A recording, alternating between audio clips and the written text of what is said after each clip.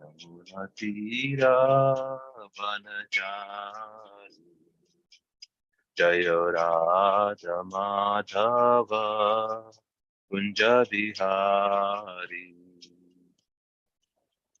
Jaya Radha Madhava Kunja Bihari Hare Krishna, Hare Krishna, Krishna Krishna, Hare Hare, Hare Rama, Hare Rama, Rama Rama, Hare Hare, Hare Krishna, Hare Krishna, Krishna Krishna, Hare Hare.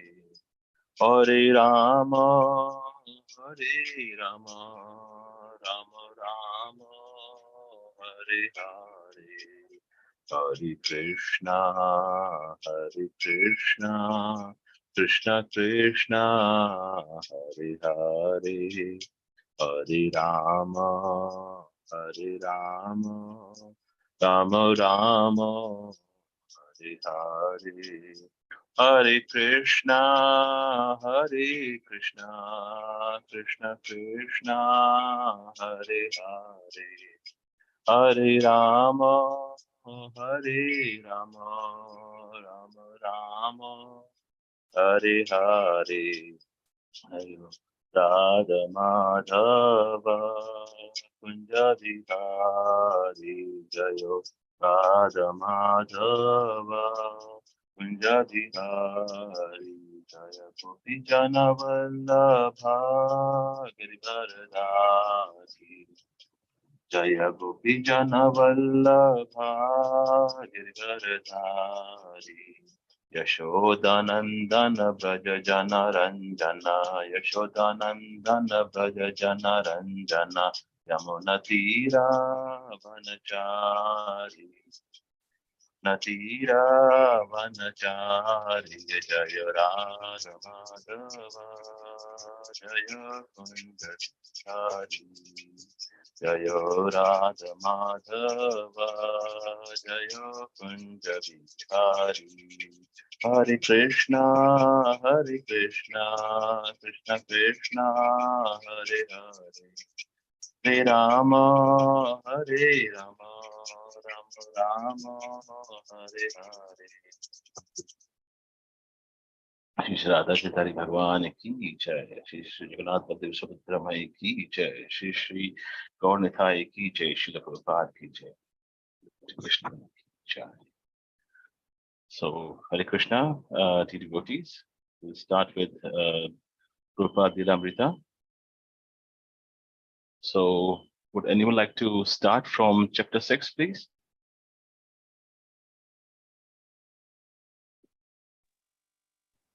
Or anyone? Yes, Prabhu. Please, Mataji.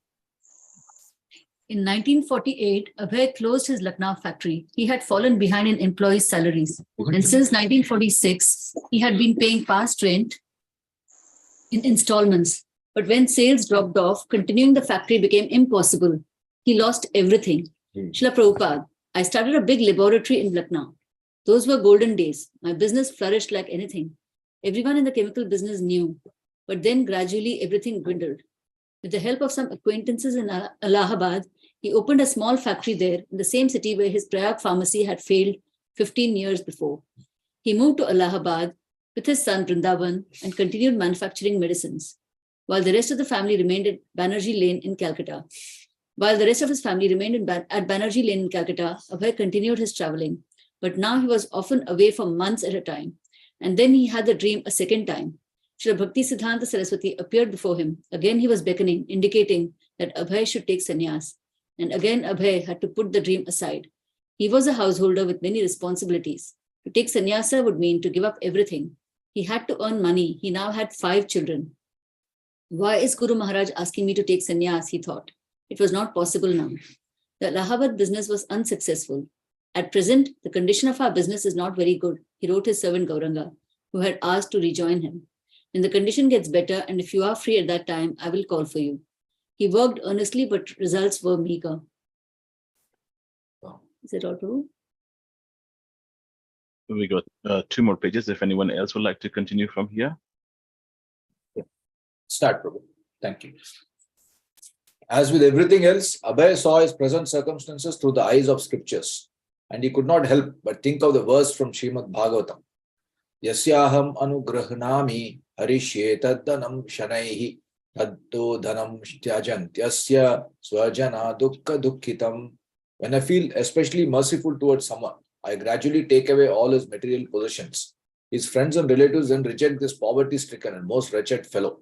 He had heard Srila Bhaktisiddhanta Saraswati quote the verse, and now he thought of it often. He took it that his present circumstances were controlled by Lord Krishna, who was forcing him into a helpless position, freeing him from preaching Krishna consciousness. Srila Prabhupada, somehow or the other, my intention for preaching the message of Lord Chaitanya Mahaprabhu increased, and the other side decreased. I was not disinclined, but Krishna forced me. You must give it up. The history is known, how it decreased. In Srimad Bhagavatam, Queen Kunti also had prayed, my dear Lord Krishna, your lordship can easily be approached only by those who are materially exhausted. One who is on the path of material progress, trying to improve himself with respectable parentage, great opulence, high education, bodily beauty, cannot approach you with sincere feeling. Srila Prabhupada. So in 1950, I retired, practically, not retired, but a little in touch with business, whatever is going on. Then almost it became nil. Whatever was there, all right, you do whatever you like. Thank you. Hare Krishna. Anyone else like to go? Abhay's wife independently moved along with her son back to her father's house at 72 Mahatma Gandhi Road. She had reasoned that her financial support was becoming precarious. Abhay was spending most of his time away from home. He was gradually disassociating himself from the family. When after several months he would meet his wife and children, his father-in-law would criticize him. You are always going outside. You are always worshipping God. You are not looking after my family. Whenever he could, Abhay would send his family some money. Mr. Sudhir Datta, Abhay's nephew, I sometimes noticed how he was thinking so many things about his family, about his writing, about making bigger and bigger in business. What to do? What to do? He was thinking seriously to earn money, more money from his business, but that means he was to give more time for his business, and his writing he would never give up. He was writing more and more, and people sometimes abused him. Hey, you are writing religious things. You are only thinking of God.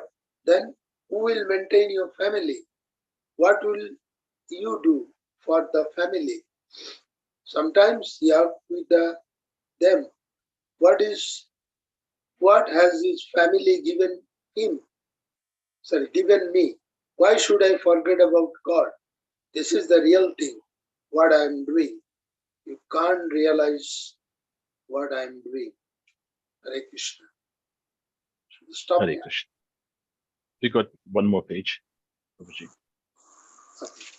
On a visit to Calcutta, Abhay stayed at home of his father-in-law, where he was given his own room. When his wife served him dinner, he noticed that everything had been purchased from the market. How is that? He asked. The cook is sick today. Radharani replied. Abhay thought it is better that we not live here at the home of her father, or else she will be spoiled even more. So he moved his family to a new address on Chetla Street. Here, he sometimes stayed with his family for new months, writing articles and doing his minimum amount of business, but most of the time he stayed in Allahabad. Thank you. One last paragraph. Anyone else would like to read? I can continue. Okay, Prabhuji, please. In Allahabad, Abhay had 54, lived like a vanprastha or one who has retired from family life. He was indifferent to the activities of family and business. Activity a family man generally considers his prime object of responsibility and happiness. In his writing, Abhay had several times discussed the four ashrams or spiritual divisions of Vedic society: Brahmachari, Grihastha, Banprastha, and Sannyas. In the first division, the Brahmachari ashram, a young boy's parents sent him to the place of Guru or Gurukul, where he lives a simple life, studying the Vedic literature under the guidance of his Guru. Thus, in his childhood and youth, he learns the principle of austerity and spiritual knowledge that forms the basis of his entire life. One more paragraph, Prabhuji. At age 21, the brahmachari may take a wife and thus enters next ashram, the Grihastha ashram, or like Bhakti Siddhanta Saraswati, he may choose to remain a lifelong brahmachari. In his boyhood, Abhay had remained celibate and had imbibed the principles of devotion to Krishna from his father and mother. Although he had lived at home, his upbringing had been the equivalent of a brahmachari life. And by marriage at the age of 21, he had entered the Grihastha ashram at the appropriate age. Gorman's example had shown Abhay how to remain a devotee of Krishna even in family life. And as Vaishnavas, Abhay had his wife had been avoided to excess of materialistic household life. Srila Prabhupada ki jai. Yeah. Thank you, Prabhuji, Mataji, for reading the Prabhupada Lilamrita. Let's start with our invocation and prayers. Om Narayanam Namaskrityam Naram Chaiva Narottamam Devim Saraswatim Vyasam Tato Jayam Udaryate Nashtapayeshu Bhadreshu Nityam Bhagavata Sevaya Bhagavate Uttame Shloke Bhakti Bhavati Neshtiki. Om Namo Bhagavate Vasudevaya. Om Namo Bhagavate Vasudevaya. Om Namo Bhagavate Vasudevaya. So, Hare Krishna, we will be reading from Srimad Bhagavatam, Canto 4, Chapter 21, Shloka number 5. And the shloka is Shankadundivi Ghoshena Brahma Ghoshena Charitvaram Vivesh Bhavanam Viraha Sutta Mano Kata Samayaha Shankadundivi Ghoshena Brahma Ghoshena Charitvajam Vivesha Bhavanam Viraha Sute Mano Gatha Samayaha Shanka Dundabi Ghoshena Brahma Ghoshena Charitvajam Vivesha Bhavanam Viraha Satyumano Gatha Smayaha. Anyone would like to recite the shloka? Hare Krishna. Prabhuji, Dandot Pranam. Hare Krishna, Dandavat Pranam, Prabhuji. Please go ahead. Shankadunvi Ghoshena Brahma Ghoshena Chatvijam Vishesha Bhavanam Viraha Stuyo Manavata Smaya. Hare Hare Krishna. Krishna. Thank you, Prabhuji. Anyone else? Hare Krishna, Prabhuji. Please go ahead, Mataji. Hare Hare Krishna. Krishna. Dandavad pranams. Hare Krishna, Dandavat Pranam. Sangadundevi Goshena Brahma Goshena Chattijam Vivesa Bhavanam Viraha Suyamano Gatasmayaha. Hare Krishna. Hare Krishna. Thank you. Anyone else? Hare Krishna, Prabhuji, I am also trying. Please go ahead. Dunduvi Goshena, Brahma Goshena Charitijam, Videsha Bhavanam Viraha, Stuyamano Gatasmayaha. Thank Hare you, Krishna Prabhuji. Prabhuji. Hare Krishna, Mataji. Please go ahead, Mataji. Hare Krishna. Shankadunduvi Ghoshena Brahma Ghoshena Chartrijam Vivesha Bhavanam Viraha Stuyo Mana Gatasmaya. Hare Krishna. Hare Krishna. Anyone else? Okay, we will go by synonyms. So synonym by Srila Prabhupada ki jai. Shankha is conch shell, Dundubi, kettle drums, Ghoshena by the sound of Brahma, Vedic.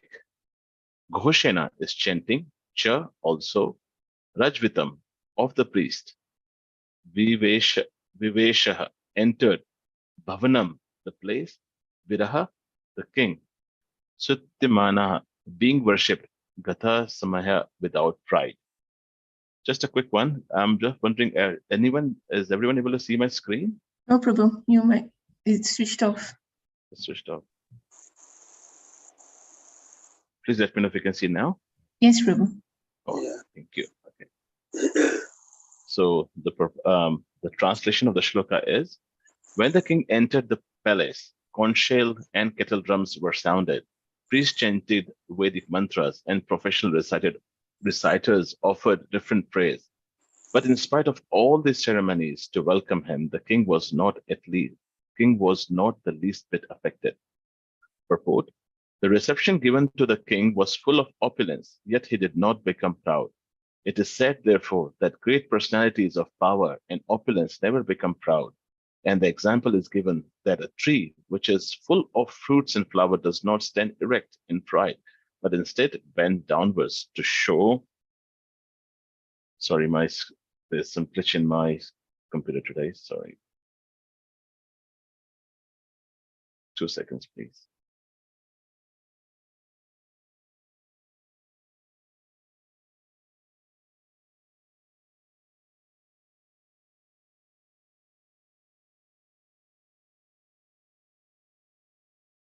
Am I still connected with Zoom? Yes, Prabhu, but not your screen. I'll just finish this one. This is a sign of a wonderful character of the great personality. In the meantime, quickly do the invocation prayers, and in the meantime, I try to fix my presentation. Om Ajnanatirmandasya Jnananjana Shalakaya Chakshur Ulmilitam Yena Tasmai Shri Guruve Namaha Shri Chaitanya Manobhishtam Sthapitam Yena Bhutale Swayam Rupa Katamayam Dadati Swapadantikam Vandeham Shri Guru Shri Yukta Padakamalam Shri Gurum Vaishnavamischa Shri Rupam Sangrachatam Sahagana Raghunathan Vitam Tvam Sajivam Sadvaitam Savadutam Parijana Sahitam Krishna Chaitanya Devam Shri Radha Krishna Padam Sahagana Lalita Shri Vishakha Vitan Mishra He Krishna Karuna Sindhu Dinabandhu Jagatpate Gopisha Gopika Kanta Radha Kanta Namostate Tapta Kanchan Gaurangi Radhe Vrindavaneshwari Vrishabhanu Sute Devi Pranamami Hari Priye Vancha Kalpatarubhyascha Kripa Sindhubhya Eva Cha Patitanam Pavanebhyo Vaishnavebhyo Namo Namaha Jai Shri Krishna Chaitanya Prabhu Nityananda Shri Advaita Gadadhara Shri Vasadi Gaur Bhaktivinoda Hare Krishna Krishna Krishna Hare Hare Hare Rama Rama Rama Hare Hare Hare Krishna Krishna Krishna Hare Hare Hare Rama Rama Rama Hare Hare Hare Krishna Krishna Krishna Hare Hare Hare Rama Rama Rama Hare Hare. Sorry, Prabhuji and Matajis, today something is not working as per you desire. It's all technologies. Translate that name.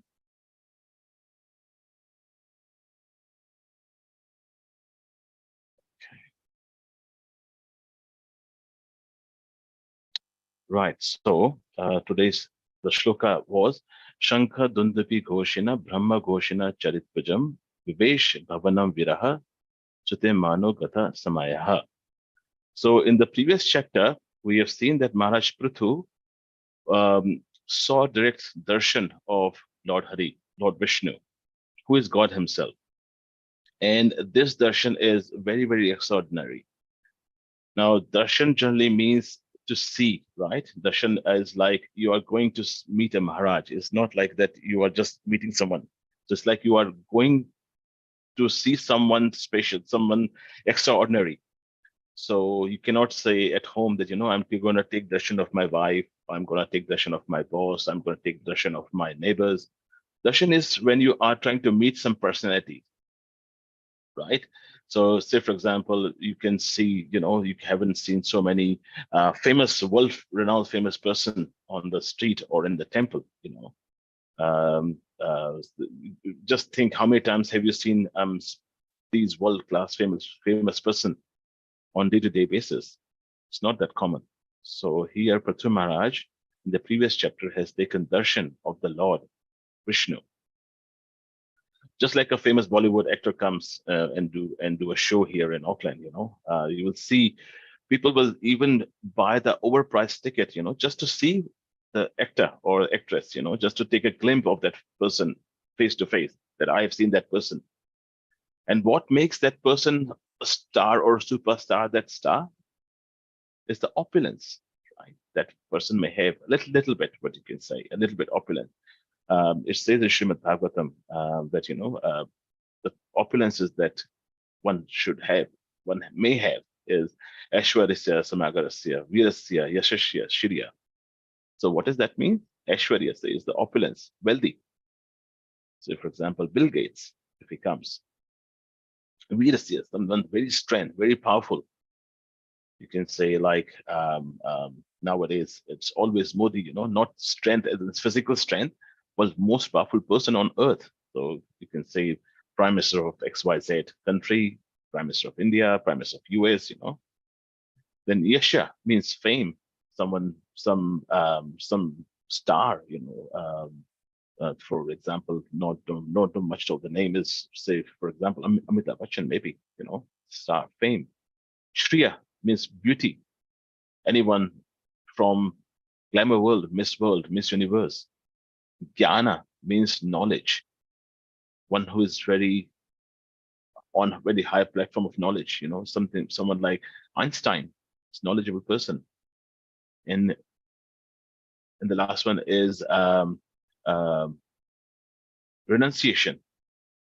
A sadhu, any sadhus, for example, say any sadhus from India, or world-renowned is Dalai Lama, maybe, for example. So if these personality comes, what we do, we generally go out and see them to take their darshan. So similarly, in the previous chapter, you have seen that Prithu Maharaj had taken a darshan. Not only that, it was Lord Vishnu came and met him. Lord Vishnu came and see him and saw Prithu Maharaj. Sorry, my screen again gone. So Lord Prithu Maharaj came, and Lord Vishnu came and gave darshan to Prithu Maharaj. Not only that, he also brought Indra with him. So this darshan was very, very special. So it is very difficult to see someone who has any of these 6 qualities in general public. But however, all these qualities are full in Bhagwan, right? So Bhagwan is Hari, Vishnu, who came and saw Prithu Maharaj. So Bhag, as we know, is the all 6 opulences, and Van is the one who possesses those qualities. So Bhagwan means the one who has got all those 6 qualities. So isn't like when Lord Vishnu came and gave darshan to Prithu Maharaj, is that the goal of our life? Isn't we want to see God face to face? Isn't it? So this is our goal of life, which Prithu Maharaj has done anyway. So it was on this material earth, he has achieved the target, which we are trying to achieve. So Prithu Maharaj, after seeing the Lord, he entered into his kingdom. That's what the shloka is all about. In the previous chapter, he saw darshan, and in this chapter, we see in this particular shloka, he's entering in his kingdom. And from the purport, it says, in spite of all the ceremony to welcome him, the king was at least a bit affected. So he was not proud, So just imagine that you are just an ordinary person, and for instance, you are playing cricket on the ground, and all of a sudden you saw a big car, a Rolls Royce, come and just stop in front of you. And Sachin Tendulkar came, who is also known as the god of cricket. He comes and just says, "Wow, I like your game." You're playing very well. I admire you, you know. And when you try to go back home, people in your street are chanting your name. Wow, this, and they're showering flowers. Oh, and you are so magnanimous. You know, Sachin will stop for you. This and that. What will happen? At some corner, the pride will come. Slow and steady, the pride will come. This is natural tendency of weak conditioned soul. So we're going to elaborate more on pride side. So give me 2 seconds. So we're going to quickly show about pride.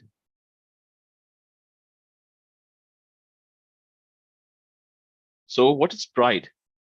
So pride is like a feeling that makes you more superior. There's the feeling inside you. Then you think that you are more extraordinary, you are more superior, and others are more inferior. That is called as pride. And so we got an acronym for pride. So we'll just go start with PRIDE. So PR basically goes hand in hand together, which is position and rank. So when we have a very high position or a rank in a society, what happens? You start to feel, you know, that you get a feeling that I'm proud of that rank. I'm important person. Other people are very insignificant. And slowly, this position start consuming your intelligence, and you start respecting your superiors. You start thinking others are inferior than me. So there was a nice example where Durvasa Muni was going out, and he saw Indra was sitting on his Airavat, and he was going. So they just met each other. So Durvasa Muni, because of him being a Muni, he took out his garland and gave it to Indra as a blessing. But Indra, because of his ego, because of his pride that I am the king of heaven, you know, what is this sannyasi giving me? Just a garland? Is that all? So what he did, he took out his garland and gave it to Airavat. Now, Airavat, being an elephant, doesn't know what to do with the garland. He took that garland and just put his leg and, you know, just crushed the garland. Looking at this, Durvasa became very, very angry and just got insulted. You know, I gave this garland as a blessing to Indra, and look what he has done. So Indra was very puffed up because of his position. So he didn't realize that, you know, these small things are very valuable.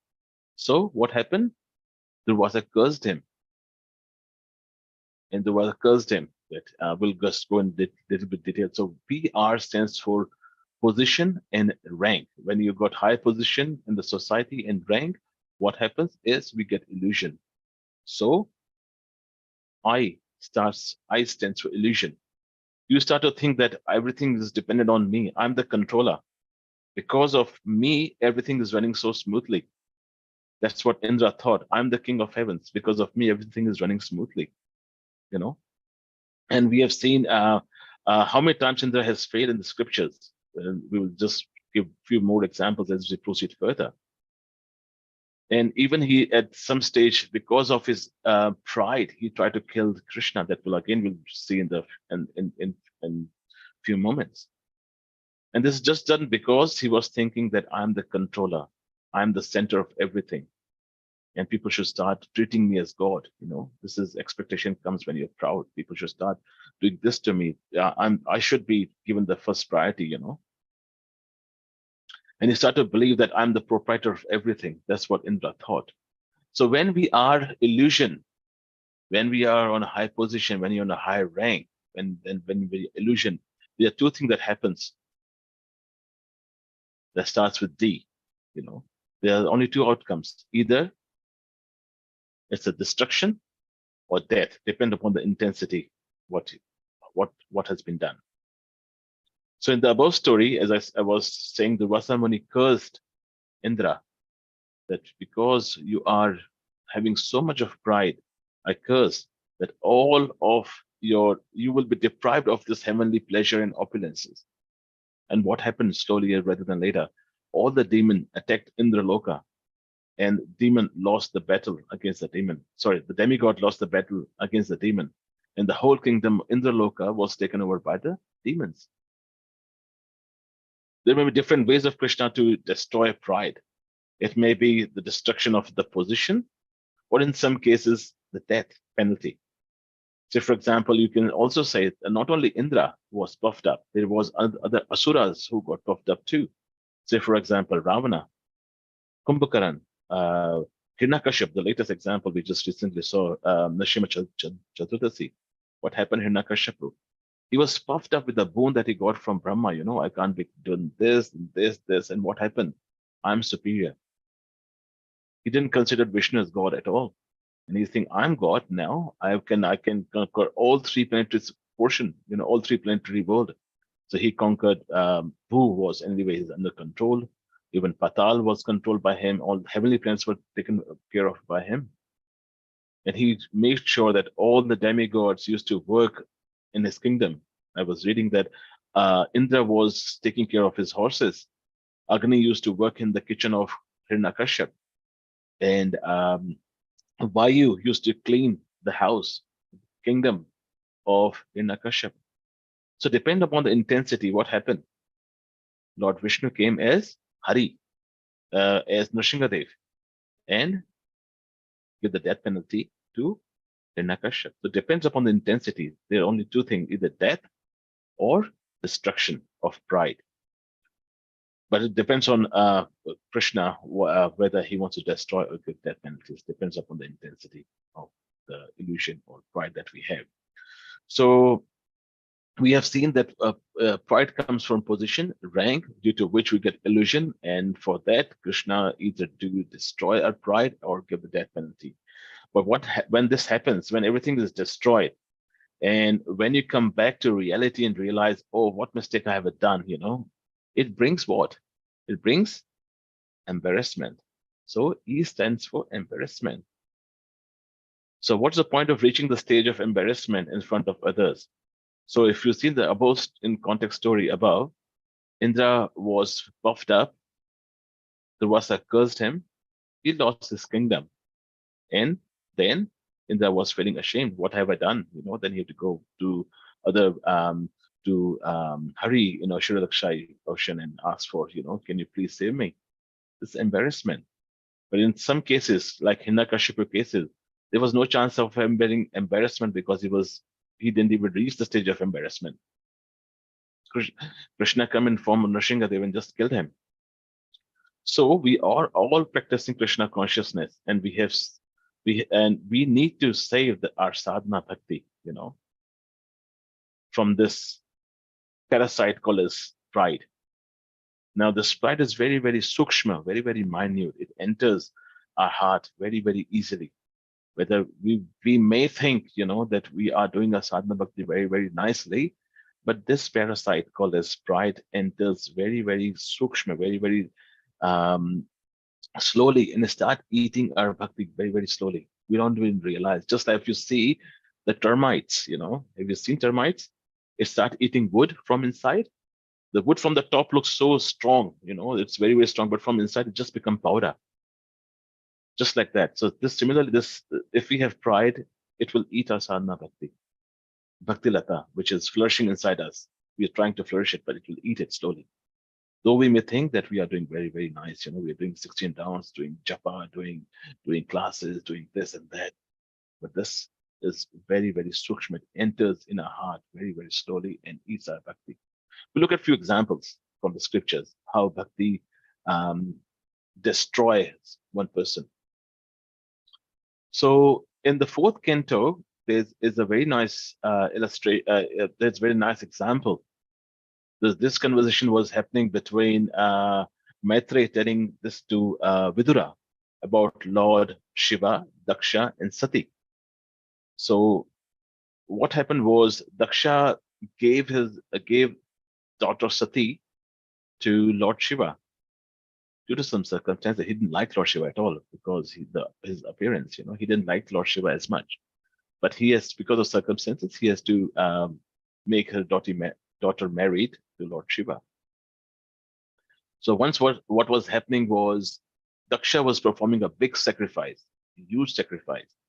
And he has called all the famous personalities, as we discussed earlier.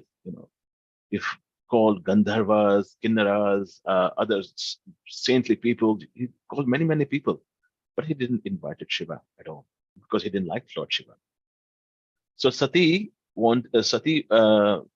insisted that, I want to go to my father's function, but Lord Shiva said it's not good for her to go because he didn't invited her.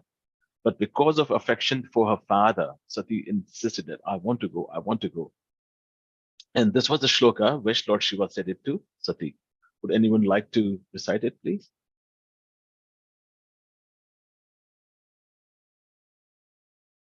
Anyone? Although the, Yeah. Go ahead. although the six qualities, education, austerity, wealth, beauty, youth, and heritage are of the highly elevated, one who is proud of possessing them becomes blind, and thus he loses his good senses and cannot appreciate the glories of great personality.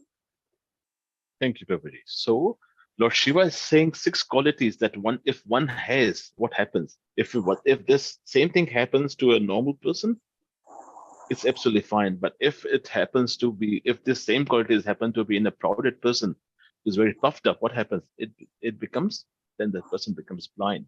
So in this context, if we see that invitation was not given to Lord Shiva, but Sati insisted, and Shiva said the shloka that if all these good qualities are in a normal person, it's good, but if it's in a puffed up person, the person becomes blind. So you can see in this context that Durvasa was puffed up. Was puffed up, was very having pride of his ability, and he started to lose respect for other saintly people. Say, for example, in this context, Lord Shiva. So we see when good education, we are attractive, we have got all riches, we are when we are having a dynasty, people become very overconfident of all these qualities. And what happened? They produce the indesirable outcomes. Just like if you see a milk, it's very delicious, it's very, very tasty. But when it's tasted by a serpent, what happens? It becomes poison, right? In the same context, Chanakya Pandit said the same thing, that if a snake is having a jewel on his head, it's still very deadly. No one would like to go and take the gem out. Why? Because serpent nature is jealous and to bite others, innocent other animals. So you can see that we should not consider that other animals who are being bitten are at fault at all. It's the nature of the serpent to bite others. Similarly, in this context, you will see that Daksha has numerous material qualities. He was having fame, he's got his money, whatnot. But all those virtues made him arrogant towards the others and made him envy. Therefore, having such material possession might occasionally be a bad for someone who is developing Krishna consciousness. So you can see from this example that how Daksha was envying, was having pride of his wealth and his kingdom, and was trying to put Lord Shiva as an inferior person against him, in front of him. But he didn't know the quality, he didn't know what position Lord Shiva was on. And the whole thing, when Daksha was trying to blaspheme Lord Shiva, Shiva was keeping quiet, he didn't react it. Until that Sati went into the fire, and then when Lord Shiva tried to do something, and then he took the hair, and Veerbhadra came and chopped the head off Daksha. The pride is the one which try to eat our all these qualities, which says Vidya, which is our education, Tapu is austerity, Vita is wealth, Vapu is beauty, Vayaha is your youth, and Kulaha is our dynasty. If we have got all these things, but if we utilize in service of Krishna, it flourishes. But at the same time, if all six qualities comes in a puffed up person, it destroys, like how we can see in the case of Daksha. The second good example was we can see is in the story of Naimisharanya. What was happening? What was happening is in Naimisharanya, Lord Balram came, to visit that place where all rishis were has gathered to do a transcendental sacrifice, and Lord Brahma appeared on earth as Kshatriya, but all the sages there knew that Balram is not an ordinary person. So when Balram came, everyone welcomed him, worshipped him, offered him a seat. But Balram saw this one person who was sitting on a vyasa and didn't stand up. He was Romharshan, Sutta. So he neither got up from his seat nor he offered him the respect. Now, because he was seated on the Vyasasan, he foolishly thought, that I am superior. I am sitting on a Vyasasan. Why should I stand up? So when the person is seated, generally says when a person is seated on a Vyasasan, he does not generally have to stand up to receive a particular person in the assembly. But in this case, the scenario was different. It was not an ordinary person. It was Lord Balram, who was Krishna himself. He is the Supreme Personality of Godhead. He's the first expansion of Krishna. So as it says, yada yada hi dharmasya. So when the personality comes, they have got one mission, just to make sure that to reestablish the religion. So you have seen that Balram didn't take part in a battle of Kurukshetra. Yet, because of his position of reestablishing the religious principle, he has to kill Romharshan. So he didn't do any sword or any club or a tir or bow and arrow. He just took a small kusha grass, and which it like a blade, and he just killed him. The second example we can see from the scriptures is of Indra, how he was puffed up of his position when Krishna lifted up the golden hill. Now, Indra didn't want it to have all those sacrifices, laddu, halwa, and puri. No, he didn't want all those things. All he wanted was people should pray him rather than the small black boy who was talking always foolish, all nonsense. But Indra wanted people to respect him, people to pray for him. He wanted, I am the superior, I am the king of heaven, I am Bhagwan, everything is controlled by me. Why these people are worshipping this small this black boy? He want to have that reciprocation from the villagers. People should pray for me, not for the small boy. And what happened eventually? He tried to kill Krishna. He tried to put Samvartak and have lots of rain. But eventually what happened? He realized his mistake and embarrassment came, D-R-I, illusion that I'm king. D is destruction. His pride was destroyed. And last, embarrassment. He was embarrassed in front of Krishna. There are other two stories which you might have heard is about Bhima, when he was puffed up and was trying to go in a jungle when Hanuman was lying down with his tail. You must have heard that he was so, I have got 10,000 elephant bal, I can easily pick up this, I can do that. Hanuman said, oh, I'm an old fellow, I cannot move my tail. And because of Kshatriya, he cannot jump on someone's body part. So Bhim said, can you please move your tail? And Hanuman said, no, I can't, I'm old, I can't move. Can you please lift and keep it aside, and then you can walk down? And what happened? Bhim tried with one hand, second hand, then all of his power. What happened? He was sweating. He can't even lift up his tail at all. His whole pride that I was strong, I'm this, I'm that, was all chaknachur, He didn't even he can't even lift up the small tail of a monkey. Then he realized this is not an ordinary monkey, it's Hanuman himself. Then Hanuman gave him darshan and his pride was gone. There's one more story that comes when Arjuna was asking Hanuman that, why Ram is Bhagwan? If Ram was Bhagwan, why he need to make a bridge of bows, of the stones? Why he takes help of all the monkeys? If he want his Bhagwan, he would have made the bridge with the bows. I can make it. If it's Bhagwan, he would have done the same. And Hanuman said, if you can make it, can you please show him? And Hanuman said, because there were so many monkeys, he can't lift up the weight of those monkeys. And Arjuna said, no, I can make it much better than that. And he put the bow and made a small bridge. And Arjuna said to Hanuman, you can walk down. It will be very easy. You can easily walk down. And what happened? As soon as Hanuman stepped his first toe on the first arrow of the bridge, the whole bridge just broke apart completely. Arjuna was a bit astonished. What happened? It's me. I am Dhanurdhar, I'm the best archer in the whole world. How can this be possible? He did the same thing again.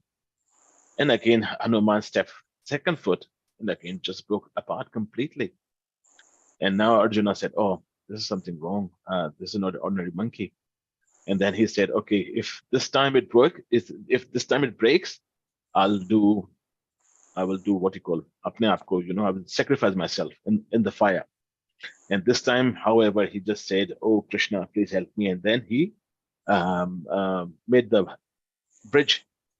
And this time, Hanuman stepped 1 feet, 2 feet, 3 feet, 4 feet, and nothing happened. But before that, there was a Brahmana who came to address the situation, that there has to be some witness, and that witness was Krishna himself. And when Hanuman stepped on the bridge, it was not breaking up. And when Hanuman saw under the bridge, he saw there was a personality. It was Krishna himself standing underneath and holding the whole bridge. And Arjuna saw that as well. So it was Arjuna's ahankar, pride, was totally devastated here. So there are many, many scriptures tell us, there are many, many devotees, there are many, many highly elevated person who get puffed up with this pride, and the destruction comes and embarrassment comes. And we as a sadhaks, we are trying to, we devotees, we are trying to best to get out of Hare Krishna is to see, as Pritha Maharaj saw Lord Hari face to face. We are all devotees, and we have joined our ISKCON movement some time back with a mission. We want to learn so many things. We want to know how to progress on a spiritual life, how to play mridanga, how to cook best prasadam, how to serve others, how to do the deity dressing. This is our attitude, to learn. But what happens slowly when we are 2 years, 3 years, 4 years, 5 years, 10 years in ISKCON? What happens? Slowly, that pride that comes in, individual that start to eat sadhana, as I said earlier. And what happens? The learning attitude becomes the correcting attitude. You're not doing this right. You're not doing this right. You're not doing this. You're not doing that. When we started, we were in a mood of learning, but slowly, because of time, we think, oh, I'm superior. I'm a senior devotee. People should put garland to me first. After the Guru Puja, they should bring Aarti plate to me so I can take the first, diya, People should learn deity dressing from me. I'm the best deity dresser. I'm the best cook, I should be asked first to lead the kirtan, and so many things. So they are always nagging and always thinking that, you're not giving good class. You should do this, you should do that. So always nagging. So this pride, as I discussed earlier, devours our sadhana bhakti. And if we are puffed up, we don't know how will Krishna do D and E for us, destruction, embarrassment. We don't know. So this pride is very, very minute and goes inside the heart, very, very sukshma.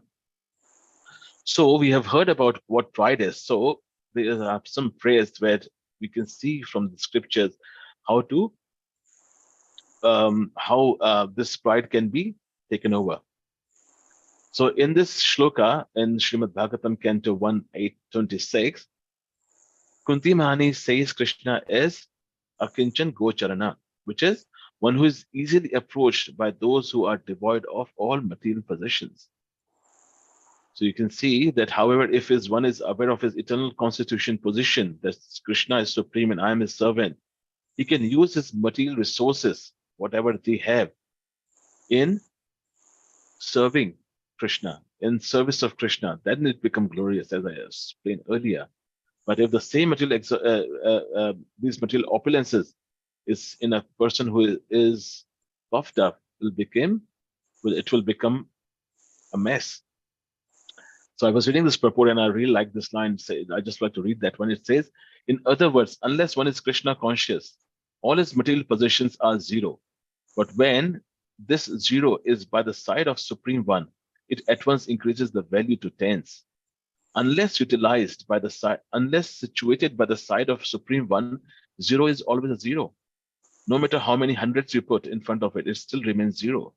Unless one material asset is used for Krishna consciousness, then they may play havoc and degrade the possessor. So these good qualities are good until and unless we are humble and grateful to Krishna that because of him we are doing this. Krishna has bestowed these qualities, not that I am qualified to, I would have done this. And if we use these good qualities in serving others, we are worthiness to having those good qualities. Otherwise, it's waste, completely waste. As it says, zero will remain always zero.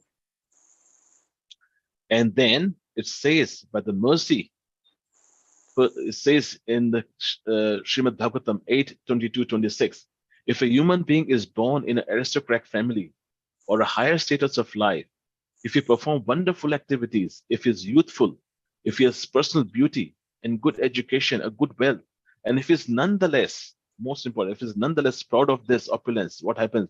It to be understood that he is especially favored by Supreme Personality of Godhead. So when the person is proud, despite of having all the riches, that he had known very well that I have got all these riches, but if you don't utilize in service of Krishna, what happens? It's of no use. Zero will always remain zero. But it says here that Krishna, if someone is not proud, in case of Prithu Maharaj, in this chapter, in this shloka, is coming, he's been welcomed by his naga, by his subjects. He's a king. He's entering in the kingdom. People is chanting his name, his glories, showering flowers, kettle drums are playing, reciters are chanting the mantras. He's not affected, not at all.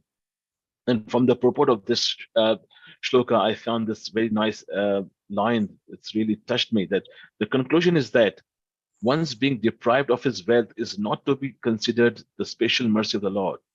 If one continues in his opulent position but does not become unnecessarily proud, falsely thinking that he is a proprietor of everything, this is the Lord's special mercy. And last but not the least, Srila Prabhupada in chapter 15 of 5 in Bhagavad Gita, he says, when one is free from delusion caused by pride, he can begin the process of surrender. For one is always expecting some honor in this material world. It's not possible to surrender to the Supreme Person. Pride is due to illusion. For although one comes here, stay for a brief time, and then goes away, he has the foolish notion that he is the Lord of the world. He thus makes all things complicated and is always in trouble. So we have seen how pride comes. So how we should deal with pride? That's the main question. We know pride is very dangerous. And everyone can come in contact with pride. So how to deal with pride is the main thing. So Prabhupada very nicely says, here that it's how this pride comes from delusion. So what illusion we have that we are here as an enjoyer. So once we know that we are not the proprietor, someone else, as it says in Ishopanishad, the very first shloka, Ishavasya idam sarvam, what it says, everything emanates and emanates that is within the universe is controlled and owned by the Lord. I am not the owner. The same thing goes in Bhagavad Gita Chaturshloki, Aham Sarvasya Prabhu. He is the master of all spiritual and material world. I am not. When that thing comes in our mind, also in 5.29, it says, Bhoktaram Yagatapsam Sarvam Lokam Maheshwaram. When persons knows that I am not capable of doing anything, I am not the proprietor, I am not the enjoyer, then what's the point of proud? The proud will not come. But this thing has to be practiced, right?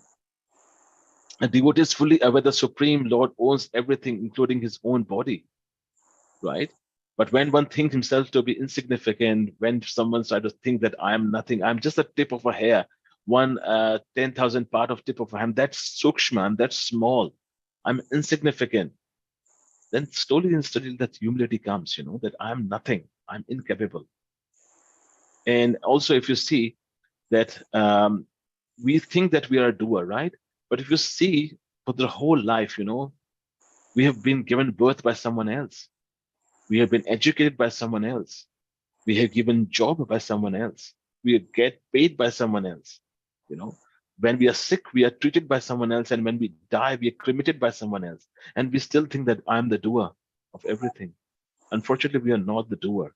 Chaitanya Mahaprabhu says the constitutional position of a jiva, of a devotee, is Jivere Sarup Hoy Krishna Nitya Das. Our position is a das, not as a master, as a das. So once we have the tendency that I need to serve, automatically the master tendency goes down. Once we know that we are servitor, not the master, the tendency of master goes down.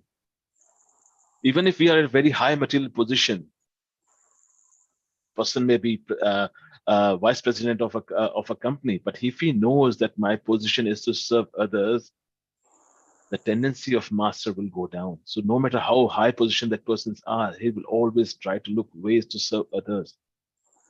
That's how we can see when we see these three shlokas,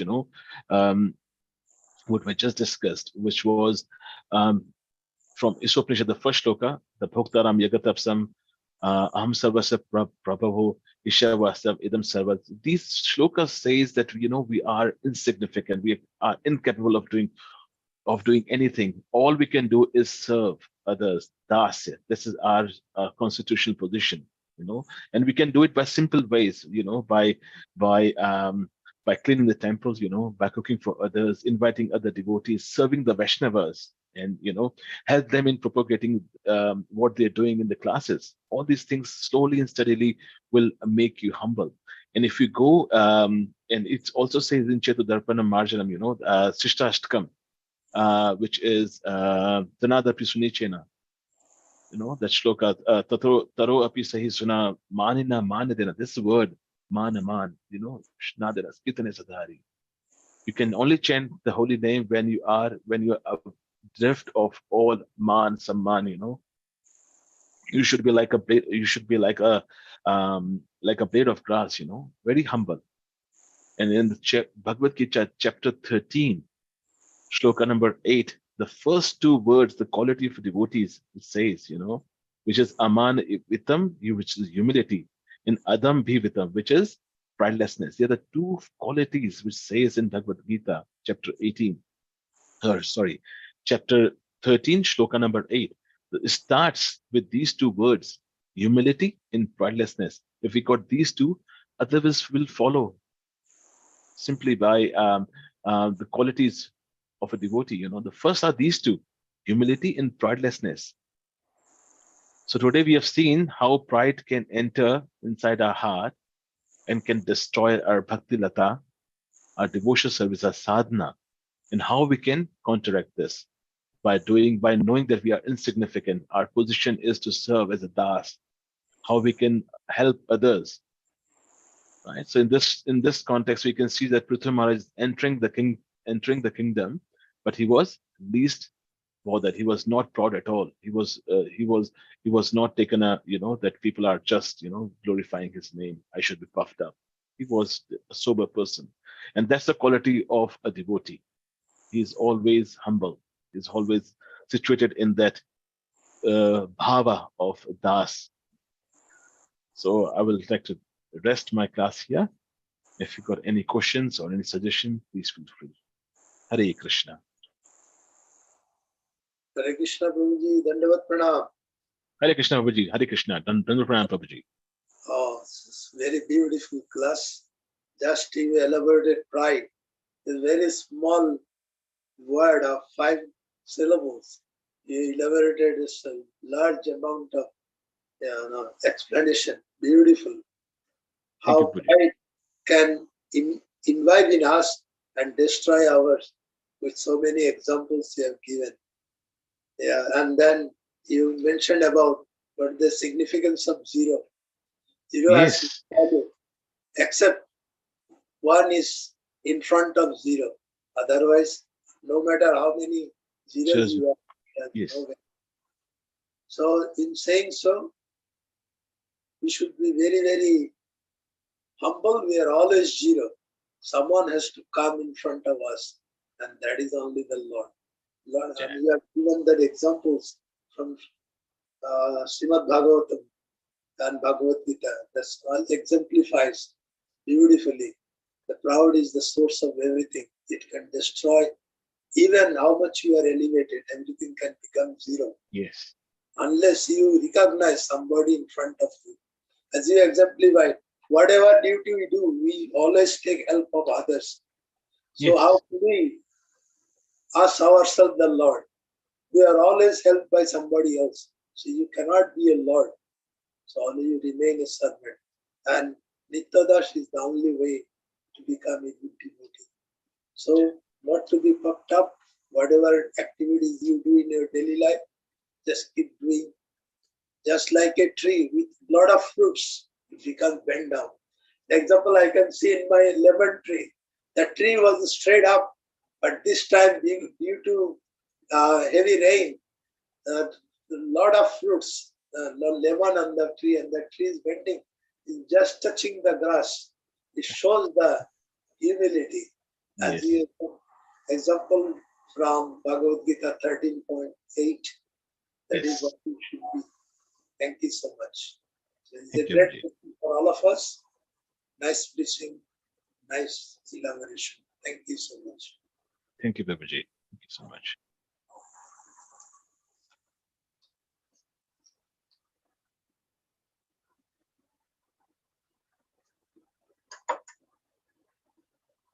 Hare Krishna Prabhu. Hare Krishna, Babaji. Hare Hare Krishna. Krishna, Chitra Krishna Prabhu. Dandot Pranam. Dhanwad Pranam, Thank Babaji. you. So thank you so much for your such a nice class. And I was thinking the purport is so small, but so nicely you expanded on that, and you showed the danger of pride. So and how subtly it can get into us Yes. without me realizing at all. It'll just get into and already it is doing. So I don't realize. Already Babaji. it's like the termites, as you very nice example you pointed out. And I was also thinking like how nicely it is related even to what, like, of course, I'm not saying that Srila Prabhupada was proud or anything, but in that shloka he quotes that when the Lord decides to favor someone, he takes away everything of Yes. that Yes. person.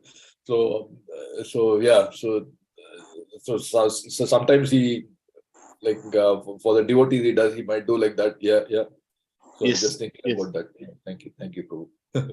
Jai Hare Krishna. Thank you, and I liked your wonderful examples also, like, especially that I think that Arjuna story. I think many of us may not be aware. I think you highlighted that Arjuna and Hanuman. That was nicely taken, that story as well.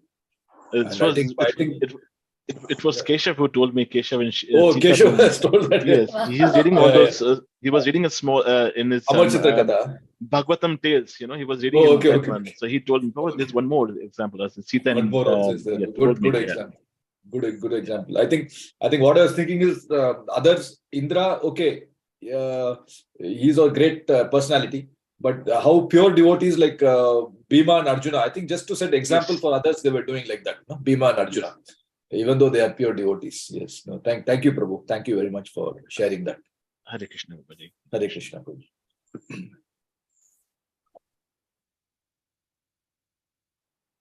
Hare Krishna Prabhu, just one word. As you are struggling with the technology, so suddenly one thing came in my mind, and let me share. Actually, technology means technically no logic. Why it happened? Technology, yes, without any logic. Without any logic. Good one, Babaji. Thank you. Okay, is there anyone, or we'll just end the session here?